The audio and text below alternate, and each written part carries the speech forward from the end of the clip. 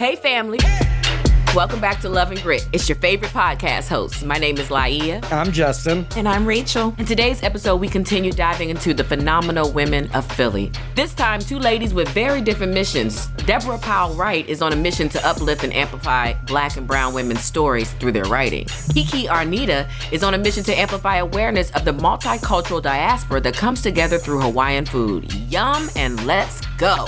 But first, a round of Philly faves. Today's topic: favorite female literary leader in Philadelphia. Ooh, that sounds fancy. It is, but it's Philly, so it's pretty too. You go first, Rach. I am definitely choosing Ursula Rucker. Her work is amazing. She is well known for several years, whether it's because of speaking about social justice, Black culture, sisterly love. So yes, Ursula Rucker for all the realness. And all those Roots albums. Child. Yes. Who you got, Justin? I'm going with Jennifer Weiner. She started as an Inquirer columnist, and I used to love her column back in the day. I guess I'm dating myself a little bit, but she went on to become a huge writer of like the biggest blockbuster beach reads. And one of her books became that movie with Cameron Diaz, In Her Shoes. We could not forget, of course, the mother of poetry, Sonia Sanchez, who, if you're lucky enough, I'm like, Miss Sonia still teaches at Temple, right? Yes. Wow, right. yes. And think about it, like a whole civil rights activist, poet, greatness from Dr. King to now, and still Beautiful. Just a gentle warrior, as I like to She call came to my grade school, and I have a vivid memory of what she was wearing, what she sounded like, her cadence. And I'm old. Like, I mean, that was a long time ago, but it's amazing that she's like still at it and like better than ever. What an amazing Philadelphia. She is, yeah. All right, well, let's get this thing started. Let's do it. Do it, baby. Some might say Debra Powell-Wright is also a 2021 griot, continuing that West African tradition of maintaining and exclaiming the histories and stories of Black people through oration, Black women specifically. She serves as a lead strategist of social justice artist advocacy collective Sister Rights. She is the founder of the multi-genre performance ensemble for women collective and a founding member of Philly's first female spoken word ensemble, In the Company of Poets. And now she has gathered some of Philly's most prolific Black and brown sister poets together to form Four Philly Joins, Four Women Revisited, a poetry anthology dedicated to the works of Nina Simone. This is exciting, and especially during Women's History Month. To be very honest with you, this started as a healing journey for myself.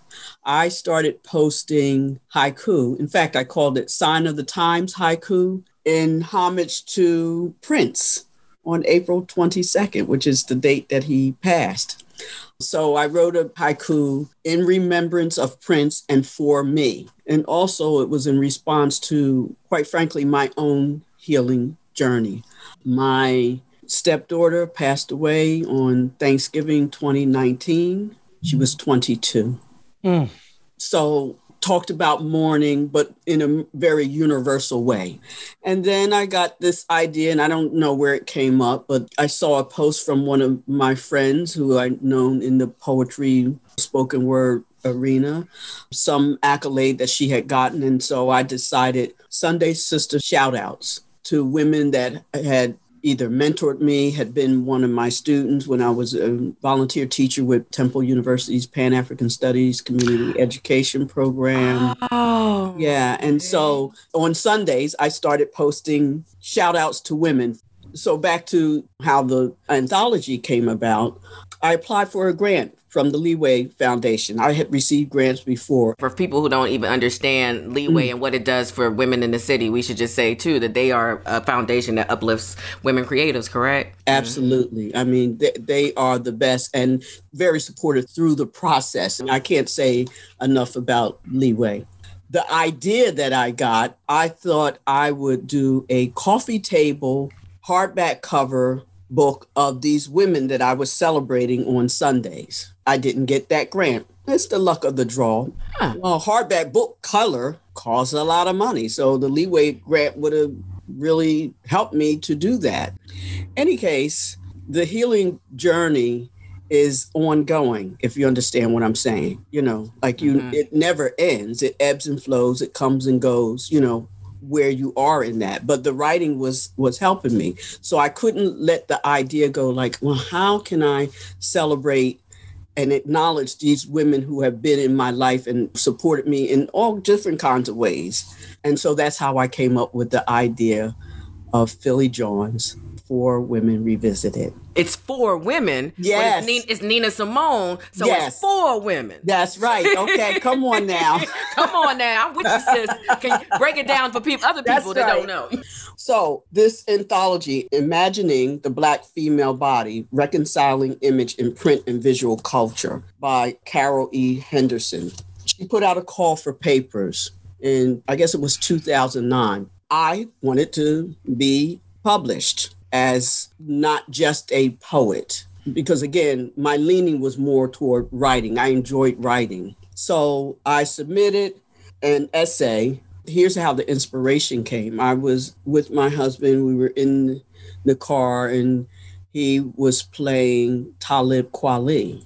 And Talib Kweli also has a song called For Women, spelled F-O-R. And I was like, whoa, who is that? That's dope, because of course I already know Nina Simone's For Women, F-O-U-R. So that was the inspiration to talk about women and perception and the fact that he's a male and she's a woman and how we view these women. And because, of course, his version is a contemporary version when he talks about the 4 different women. And so that was actually the basis of my essay and that I got published before I got the 2012 Leeway Foundation grant. How did you pick Nina Simone as a subject? I picked Nina Simone just because I had heard that voice. I had heard 4 Women in particular, and 4 Women resonates strongly for Black and brown women, of course, because the content of it is about the reaction to our different skin tones and our different textures of hair. So Black, brown, tan, and yellow. Those are the 4 women. My skin is black. My arms are long. My hair is woolly. My back is strong enough to take the pain, inflicted again and again and again. What do they call me? What do they call me? What do they call me? Okay.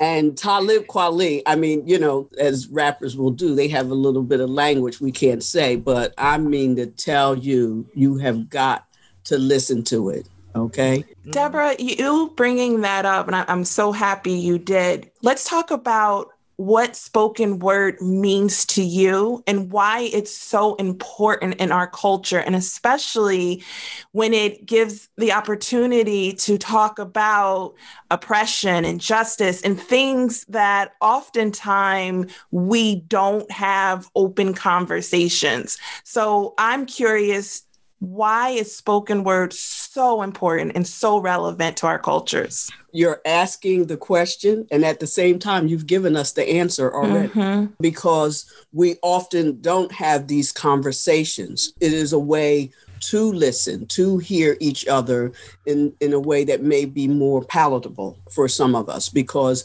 it's more of an opportunity for a wider range of people to listen to the singular theme of the conversation. When we talk about race, we can talk about it from the perspective of Sidney Brown, who is our youth poet laureate, who is in this collection. Or we can talk about it from the perspective of Nzinga Saliel, who is 70 years old, and she is in this collection. So poetry, and, which is a little different than spoken word because of the performance part. But if you will, I think it just allows us, and more of us, in fact, to have an opportunity to listen to each other in places, especially when it's written, when we may not feel comfortable, like you may not feel comfortable in going to Club Impulse at Broad and Erie, like I did back in the day. I love it. You kind of just said that like spoken word is like the baby between poetry and hip hop. Yes. I read an article some years ago where Sonia Sanchez was called the grandmother of hip hop. So, the synergy between that. And of course, she's written a poem about Tupac Shakur, so there's linkages in how those who are really into the written word and understand all that means in the much broader sense and making it poetic and palatable and recognize that connection. When we had Janine Cook on from Harriet's Bookshop, she's featured in it. And I know that was going to be one of the locations. So where can people purchase Philly John's? Absolutely right now. I have a few copies left. So it's really through emailing me. But also it will be on Amazon for purchase. And Janine and I have already talked about making it available at Harriet's Bookshop. I would say by the beginning of April, which is Poetry Month. Yes. Poetry and Jazz Month. I love that. Oh, okay. Yes. So you want to read a little something for us? Oh, please. I will share with you. Well, I'll just give you a little snippet of what I did yesterday. Okay. I'm wearing my womanhood from the inside out because I met myself through the eyes of my ancestors. All my beige bamboo to tree bark dark daughters, all my sisters who mothered me, smothered me with their eyes of let there be peace. They told me the truth of healing my hurt when my soul spoke wounds of perceived love lost. Let me know that wishing won't wake me up, shake me loose, or let my spirit flow. Showed me the shape of faith, the face of courage, the body of wisdom, which would make me whole like them. So now I hear myself speaking my mother's tongue. Beautiful. I'll say amen on that and snap, snap, snap, snap, snap, snap, snap, snap, snap. Okay, Her's new fire potato chips and cheese curls, they are spicy. Whew, they're hottest snacks yet, hold on. Whew, but it's not just heat. There's some nice sweet and savory stuff going on too. Ooh, there's that heat again. It burns, but it burns so tasty. Ooh, that's hot. Find Her's Fire Snacks at your store today. Whew, taste the flavor, feel the heat, break out the Her's. Kiki Aranita has made history in Philadelphia. Can you believe she was the first to introduce local cooking of Hawaii to Philly in the form of her restaurant Poi Dog? And we aren't talking about your typical poke spot. We are talking the best spot. Poi Dog has won Time Out Philadelphia's Best Restaurant 2018, Philadelphia Magazine's Best Fried Chicken 2017, and Philadelphia Magazine's Best Food Truck 2014. But keep it real. What do you really know about Hawaiian food and all the cultures that come together for it? I mean, fried chicken and sushi great fish. Do you know good poke when you see it? And now Kiki has a way of us to take it home. Where do we start? So many questions. Am I even saying poke right? I do have some family members who grew up saying poke, but it is poke. Poke. See, okay. Poke. Final answer. Got it. So you've had a very exciting run recently. The pandemic was tough. You had a closed Poi Dog, which was super popular. Talk about how your pandemic journey has gone. It's been now a full year, and I mean, it started off the way that everybody else's did. We're like, we can't possibly still be doing this social distancing and temporary closing of restaurants for more than 2 months. We all went into this being like, it's not going to be that long. Obviously, for a lot of people, there was a lot of trauma, and I feel like incredibly fortunate to be where I am right now. Like, I haven't totally come out of the other side of this ordeal yet, but I'm getting there. I'm extraordinarily grateful that I was born with this sort of tenacity for hope. And I feel that incredibly now. I see how other small businesses around me have adapted, and all of these challenges in the very beginning of being closed and not making money, they seemed insurmountable just a few months ago. And now people are creative and coming up with new ways of handling guidelines. I hope that by sharing my story, that this is an attitude that's here to stay, of being adaptable in the face of great difficulty. That said, a lot of people have asked me what it felt like to close a restaurant, and especially, one that was popular and that a lot of people loved. And for a very long time, Poi Dog became not just mine. Of course, I had my business partner, Chris Vaca, but after opening a restaurant in Rittenhouse and really handing over, especially like customer service, to very capable employees who stayed with us for years. By the time we closed, we had many employees who had been with us since opening day and since the food truck days. And at that point, like closing it didn't really feel like mine anymore. I mean, all the tasks I had to oversee, but it wasn't just part of my memories. So many people reached out to me from around the country saying that they met their spouses at Poi Dog. Like wow. That's special. Mm-hmm. Yeah. And then like still staying in touch with many of my employees and also hearing them talk about the customers that they miss. What I'm trying to say is like Poi Dog became and has been for years something that I didn't think of myself as the face of. It became part of so many other people's lives that at a certain point, like I let go. It wasn't really mine anymore. And yeah, I'm bringing just the name into my future. And I do have a personal mission of sharing my Hawaii upbringing and the food that I grew up on with other people. And that story really resonated during the pandemic. You got a ton of media coverage. I feel like there was spam stuff everywhere and Hawaiian culture, which really wasn't even that much talked about. Can we talk about the spam, Kiki? Can we talk about the spam? It's so delicious. I never understood the story of how Hawaii was the one that understood the beauty of spam. I feel like Hawaii is the place. If you say it with a whisper, just like that. We have a lot of maligned ingredients in Hawaii that are part of like our local cuisine because we are an island chain, and a lot of our food over the course of many decades was imported from the mainland. Still, the majority of our food is imported from the mainland. And a lot of these foods ingrain themselves in local culture, such as spam. Although my grandparents and my dad, they grew up primarily on like Vienna sausage. So that was their canned meat. And also like I come from a military family, and many, many people in Hawaii do.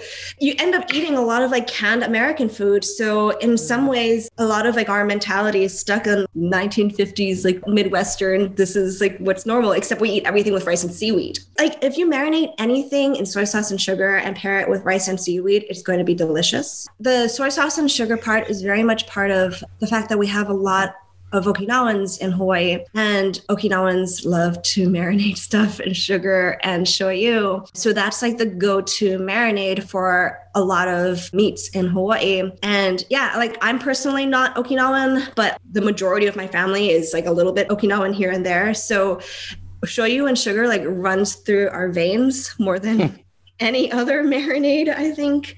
And yeah, try marinating in soy sauce and sugar, but not the regular spam. Use the 25% less sodium spam so it's not too salty. Do that and then come back to me about the spam. Okay.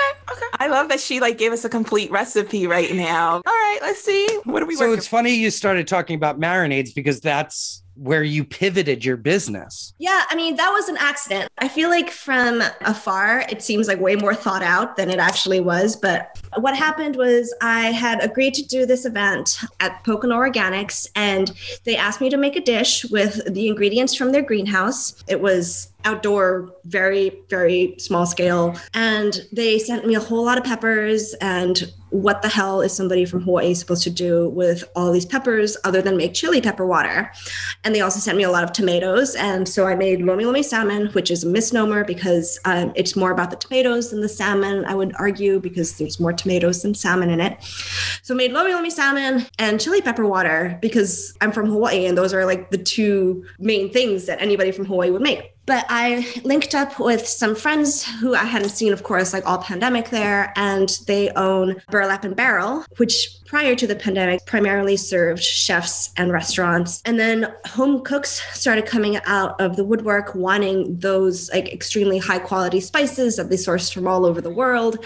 And so they started learning about packaging for retail, and they were very quick to like pass on knowledge to me. So they were like, hey, you should bottle this chili pepper water. I was like, what? Okay. And now here we are. Wow. I've never seen that in the grocery store at all. So let's go. Yeah, it's a really common condiment in Hawaii. It's like everywhere. And it's typically homemade. Yeah, it's almost non-existent on the mainland. And so now I make chili pepper water. You've been so active in the pandemic. You've written op-eds in newspapers. You just had an amazing article in Fortune talking about how you changed your model. What keeps you going when everything's working against you? Okay, so the restaurant, it took many, many months to close. Like there's so much paperwork. It sucks. So even though like I felt like, yeah, Poi Dog was an entity that wasn't necessarily mine anymore, I was still unfortunately responsible for the bills and the paperwork. So I'm still spending this entire year dealing with the bills, leftover paperwork, contracts and things from closing the restaurant. I hope I'm almost done now, but I'm not quite there. I'm almost there. But when that sort of came like a tidal wave of closing, I feel like I honestly like blacked out. I mean, I think a lot of people have like ways of dealing with traumatic things and certain aspects of grieving. And I think a lot of it, at least in my life, has been like, all right, so I'm going to compartmentalize this thing in my life and this bit of trauma, but I'm going to be really, really productive. So I made like an entire notebook full of like lists that I had to do. And I powered through that. And now I can barely remember what it feels like. Like it was like this really bad dream that I powered through, and now I'm waking up. Oh, so no looking back. It's a good place to be to see some, we'll see take a some wake hope. up. Definitely. Do you think it'll ever come back in the form of you'll go back to your foundation of food trucking? Because it looks like mobile things is where it's going to head to. I don't want to. Food trucking is very, very hard. I'm in my mid-30s and I don't want to wake up at 5 o'clock in the morning anymore. Oh, wow. All right. So then will you just dive into more sauces? Will we get more than just the chili pepper water? Well, there's a Maui lavender ponzu, and I am developing... ponzu. I'm now developing like a larger line of sauces with one of my distributors. So yeah, there will be more stuff to come. I hope if everything works out, but I don't feel the need to like rush into anything right now. Oh, good. I read a quote from you. It was something about Hawaii and how people really don't understand the breakdown of cultures there. And I really wanted you to kind of explain to people all the different cultures that encompass, at least into your food, but into the culture of Hawaii. Yes. So Hawaiian is a race. It's an ethnicity. And it's often misunderstood, often thanks to things like Hawaiian pizza. We just eat pineapple. Like we don't put it like on things. Like we don't That's like messed up. We don't cook with the pineapple. We just eat the pineapple. Like it's fine the way it is. Like you don't have to do anything to it because it's a perfectly good fruit. Just eat the fruit. So the background of Hawaii's food, I always say Hawaii's food because in Hawaii it's called local food. And it's very, very confusing to say local food because in Hawaii, local food primarily refers to food that's not originally from the place. Right. So local food refers to the food brought to Hawaii by many waves of immigrants who came to work on Hawaii's sugarcane and then pineapple plantations. So my grandmother and my grandfather both grew up on sugarcane plantations on Kauai, and that's like what my ancestors came to Hawaii to do. And this is a very, very common story in Hawaii where for different reasons, people immigrated. And there was a lot of trickery involved. People were like, hey, you're going to go move to Hawaii and, make a lot of money on these plantations. And people were lured from Japan and the Philippines, came from Portugal. Some even came from Norway. Later on, a lot came from Korea as well. And of course, Japan, Okinawa, which in Hawaii, we think of Japan and Okinawa as separate entities because they were separate countries when the immigrants came over to Hawaii. So like all of these people have been cooking together for generations. So my dad's family has been in Hawaii for 5 generations.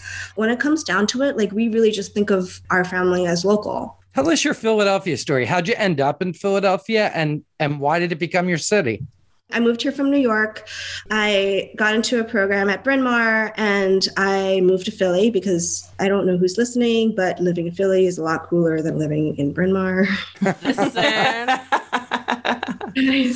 So yeah, and then I felt pretty isolated the first couple years that I was here, and then started Poi Dog with Chris and our restaurant community. You guys have to reiterate how wonderful it is because it's supportive. We love cooking together. We love working together and we love learning about each other's cultures. So we don't want to feel in competition. And that is so unique to Philly, I think. And I'm so proud to be part of it. I never pictured it as competition. I always thought when it comes to Philly and restaurateurs and whatnot, the diversity makes what the city is. Yeah. Absolutely. Yeah. Absolutely. Thank you for adding to that, Kiki. What's next? You have anything planned? Anything up your sleeve? So whenever I go into something, I try to learn as much about it as possible. So provided everything works out and Denmark lets me in, I'm supposed to be part of the MAD Academy this summer. So MAD is the Danish word for food, and they have a program that focuses on sustainability and how to run a business that is good for the environment. So after that, like, I really hope that helps me hone this path of where I'm going, because I started this new chapter pretty haphazardly and like out of the ashes of the pandemic. I'm really open to guidance and I want to do things as responsibly as possible. Well, we can't wait to see what you do. Yeah, and where can we follow you so I can make sure I know what you're doing? Instagram is the best place. And my name, Kiki Aranita. And I also have a website that's mostly like food writing, and that's just my name, kikiaranita.com. Can we order the sauces there? The sauces are poidogphilly.com. The sauce Instagram is Poi Dog Philly. It was so nice to meet you. So nice to meet all of you. I saw that there were like 3 people like on the schedule, and I'm like, really? We're gonna have 4 people on a podcast, but it worked. Oh yeah, we don't over talk, and when we do, watch out, elbows, throw them bows. Has anybody eaten spam before? We'll try it. What if Kiki makes it for us? I was just gonna say we're gonna trade that spam from some poke. Poke. Do you like poke? It's big. I do. It's big in like anywhere on the beach, right? Yeah. It's big on beach places, and yeah, I'm trying to get my palate more mature. I always thought it was poke because it's spelled P-O-K-E. I wasn't taking a stab on how to pronounce it, so I was just letting Laiya do her thing and let her hanging her out there.